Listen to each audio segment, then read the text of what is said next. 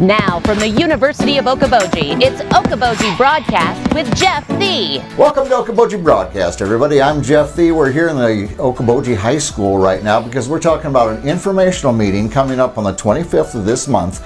And with me today, I have Juli Johnson, who is, you are the president of the school board, correct? That's right, yep. David Vonk, who is the Okoboji Elementary principal, and Brian Downing, the high school principal here for Okoboji. Welcome, everybody. Thank you for being here with us. Juli, let's start with you. Tell me about when the bond informational meeting is and exactly what you're going to be reviewing there. Sure. Well, I want to thank you for having us on today, Jeff. We appreciate it. We want to invite the voters of the Okoboji Community School District to come out to our informational meeting. It's on September 25th from 6 to 7:30 p.m. at the Okoboji High School. Mm-hmm. At this meeting, we'll go over in great detail details of the $69 million bond referendum, which $42 million of that would construct a new elementary school on the west side of Milford. And then the other $27 million would be used to renovate classrooms in the high school, also put on a classroom addition on the west side of the high school, renovate our kitchen and commons area to allow for more space there. And then finally, it would also add on a multi-purpose facility on the west side of the high school that would primarily serve our quickly growing wrestling program. So while it's a significant amount of money, we also go over in great detail how we are able to generate $69 million by leaving our tax rate at $9.25 per thousand. So that's kind of a very brief summary of what we go over in great detail at the meeting. So we just really encourage people to come out on September 25th. Very good. David, what are the needs for a new elementary school? Yeah, that's a great question and an important one to ask, especially when 42 million of that 69 is going towards an elementary building. Really, it boils down to three things, and I'll go briefly into them now, but I go into greater detail in the meeting, so if people can come on the 25th, you can hear more information. But number one, the age of the building is significant. The original parts were built in 1911. I know there was an addition in 1929, and from there, I'm not 100% sure. I know there was something done in 2002, and then again, I believe, well, that might have been the last one, I'm not sure. But either way, the building has some significant age to it. And anytime that happens, there's going to be some inefficiencies, whether it's heating and cooling issues, some safety concerns. Our vestibule is not, our secure entry is not where we would like it to be. We'd like to have a few more safety precautions in there. Currently, our tornado shelter is in the basement, and we have to go down a flight of stairs, basically. It's pretty narrow, and it's difficult to get roughly 550 to 600 people down there in a quick manner. We run that drill every year. It usually takes about 6.5, 7 minutes to get everybody downstairs. That's a long time. Yeah, that is a long time. And also just other things like we have a lot of little kids upstairs, in a second level right now, which if there's ever a need for evacuation in the second level, it's going to be difficult to do that if they can't get to the stairs to go downstairs. Yeah. So those are some things with the age of the building. We're also completely out of space. We are a growing district. We have been a growing district for years. Yes. We've invested money into a company that can help project our growth over the next few years as well, and they say that we're going to continue to grow. So we currently have 0 rooms open in the elementary. We are using spaces that were not designed to be classrooms. We're not designed to be learning spaces. We're making them into learning spaces. Right. And I honestly applaud the district for what they've done with the spaces that we've had. We've been able to make things work. But we're at the point now where we have no more room, and we have some things that we want to do, and I never want to be restrained for educational services because of the lack of space. We want to be able to do what's best for kids, always. Absolutely. So that's a big concern. And the third one kind of actually really relates to the first two, and I already kind of mentioned a little bit. When a building is built that long ago, and we have that much of a lack of space, it's really built for more of a traditional learning style than a more modern learning style, Right. if that makes sense. We pride ourselves in pioneering pathways for every student, being able to figure out what each kid needs and what they need to be successful moving forward. In order to do that, we have to have space. We have to have flexible spaces to be able to do different creative and modern educational techniques. And again, I go into greater detail on that in the meeting. So Yes. if you want to know more about those things, please come, and I'd be happy to share more about all three of those reasons. Well, and just a thought on my part, just the fact that since the middle school has moved on the same campus as the high school, there's so many advantages with that. And having the elementary on the same campus with the other schools, security reasons, learning opportunities, and even just access and ease for parents. I got to figure that would be a huge advantage. Yeah, it won't be on the same campus, but we'll be close. Yeah. Just down the road. Right. We're not very far away. And being able to get back and forth will be really easy. Hopping on that little blacktop, it'll be very simple. And yeah, you mentioned parents. I will mention this too. Drop off and pick up. Man, that's difficult to do in a city block right now. We're just trying to dismiss and drop off 500 kids with no parking lot. Yes. That's really hard to do. So a new facility will really aid in that process as well. Absolutely. Brian, how about the need for classroom additions right here at the high school, kitchen, commons, remodel, and a need for a multi-purpose facility? How does that all work into this? Yeah, well, you're going to hear a lot of the same things that Dave just mentioned. A lot of it comes down to space. We've experienced phenomenal growth. At the high school, in the last 10 years, we've grown by more than 46% in enrollment. And in that time, we've added 0 classroom space.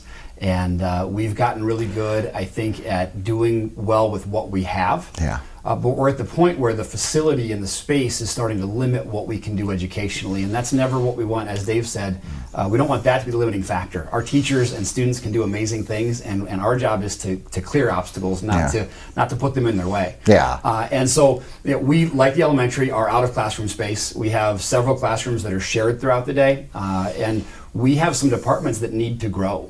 We have a need to add some science, some more periods of science to be able to adopt the new science standards that we're teaching to. And right now, we can't add that other halftime equivalent of science because in the afternoon, our science teacher's room is used by our health teacher. Yeah. And we're kind of in the same position in social studies. And so we're to the point where that's starting to not let us do what we want to do. Yeah. And so that's the need for the classroom space. We've also got some classroom spaces that are dated and need to be updated. Technology changes fast, and we've adapted to that. But in some of our science classrooms and some of our career and technical spaces, we need some updating. And so one of the things you'll see in the plans if you come out for the new classroom space is some new science rooms. Right now we have 3 science teachers sharing 2 rooms and a lab. Yeah. It was never supposed to be a classroom. And so the new addition would have spaces for all of those dedicated. And then the common areas, once again, when you increase the population of students by almost 50%, it's going to get tight. And so, our commons right now, we have to do 3 lunch shifts because not only are we kind of out of space for kids to eat, but we don't have enough room to have 2 lines to get lunch. Yeah. And what we saw when we only were running 2 lunch shifts is we had some kids that only had about 10 minutes to eat. That's not enough time. They need to be able to sit, and we want to teach them good habits. So it would allow us to have a second serving line. Yeah. The multi-purpose space is desperately needed. Anyone who follows Okoboji sports knows that. We've had a great growth in our wrestling program and the advent of girls wrestling in the state of Iowa, which has been outstanding. And Okoboji has fielded a high quality and big team.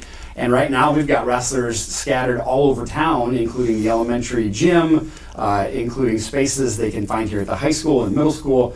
They're practicing in odd hours. And so that space is very necessary for those wrestlers. And it'll also help some of our other programs, our dance and cheerleaders who sometimes are practicing in hallways or entryways, giving them a safe space as well. So that's the primary push for what we need here at the high school. The building is a lot newer than 1911, I can tell you that. But the original structure is mid-60s, Sure. And so it needs some updating. And what's great is if we can add these classroom spaces, we can then come back and renovate pretty inexpensively the spaces those classrooms are in right now, and kind of get more bang for our buck with the addition and renovation. Yeah, well, I'm a mid-60s model myself, and I could use tons of renovations. But I think an informational thing that, we're the people that how lucky we are to have growing school districts. We're a county of 17,000 people, and there are tons of counties, the other 98 throughout the state of Iowa, that have shrinking school systems, and their problems are a lot different than having growth. And how fortunate it is that our school districts are getting stronger and bigger and making kids better supplied to go out into the real world. Absolutely. We say all the time, other places would love to have our problems. Yes. And the fact that people want to come here and students and parents want to be a part of the Okoboji school system is outstanding. But it's a responsibility as well. And it means that we need to keep up and we need to make sure that we're providing the education that brought them here in the first place. Absolutely. Julie, back to you. You mentioned the tax rate is not going to increase, and that's an important bit of information. And sometimes getting information out to people, educating them is the toughest part when addressing a bond issue. So explain how this is possible. Yeah, so we, again, at the meeting, we'll go over this in great detail, but really to put it simply, we know we live in a very unique area, and the property tax values in our area are very high, and that is basically, as the property tax values go up, the revenue to the school goes up. So to put it in simple terms, that's essentially how we're able to generate $69 million is because of the additional property tax revenue that we receive. Right. And that's unique. I just want to point out Okoboji is very lucky to be able to do that.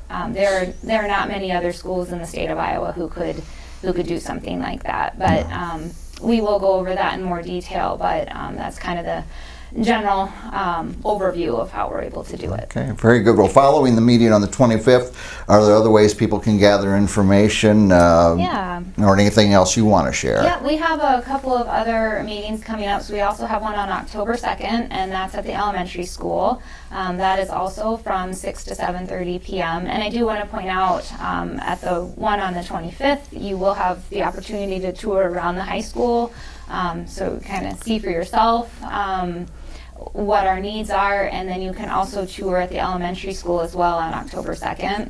And then we have a final meeting on October 23rd, again from 6 to 7:30 p.m., and that one will take place at the Milford Community Center. Okay, very good. And of course, the vote will be on November 5th, general election day, and so. But here's opportunities for people to educate themselves, find out what I've heard in the coffee shop. It may not be accurate, and give you an opportunity to tell people exactly what it is they'll be voting for. Yeah, we just really want to encourage people to come out and please educate yourself. It's a lot of information. We understand it's a significant dollar amount. We go over in great detail why it's a significant dollar amount and how we can actually generate the funds to pay for that without raising our tax rate. It is $9.25 per thousand right now. Yeah. It will remain $9.25 per thousand.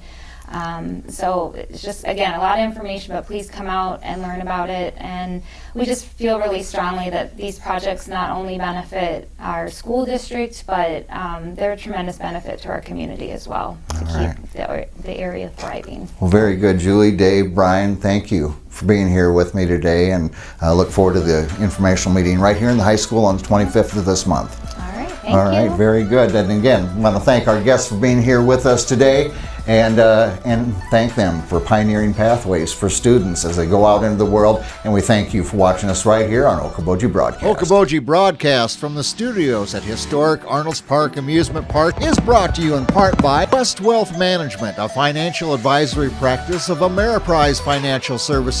Advisor Jan Spielman, AJ Spielman, and Erica Wachholz. The headquarters of the University of Okoboji is at the Three Sons, open Monday through Saturday 10 to 5 and Sunday from 10 to 4.